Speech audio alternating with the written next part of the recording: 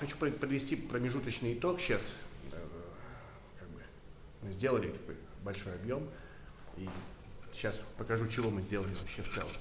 Все дыры закрыли штукатурочкой. Здесь восстановили, большая утрата была.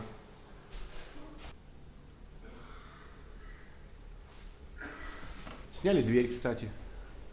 Тут вон как добротно товарищ делал. Там чужая комната была. И вот он ставил там, делал вот такие упоры, подклады. А там сверху была вон та фанера. Кстати, я вот тут так сделал. Мне надо было раму делать. И я вот тут чего сделал. Отсюда поставили. Тут жилая комната дальше. Реечку такую, чтобы можно было что-то делать с рамой. Вот. Та же фанера, которая была здесь, мы просто переместили ее. Так. Вот этот угол. Вот он. Мокрый. Этот фасад, там труба льет. Фасад, мокрый фасад. То есть это все на толщину 80 сантиметров промокло. Вот. Саша затерла тут.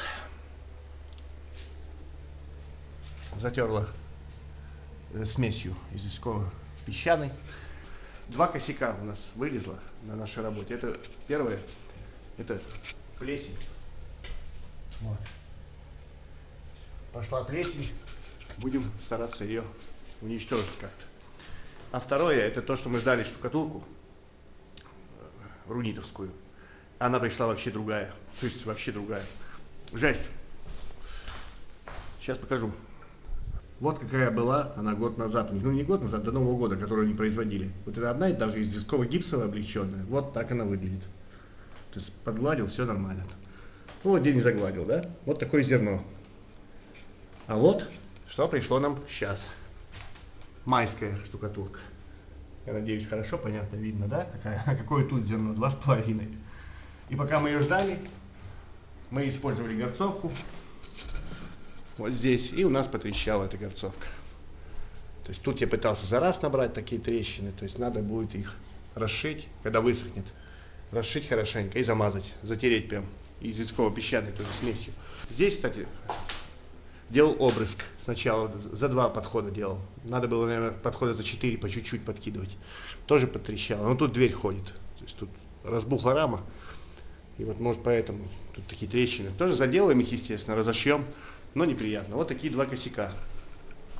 Ну, то есть я считаю, что моя вина есть, потому что она так потрещала. Можно было больше обрызгов делать, 2-3.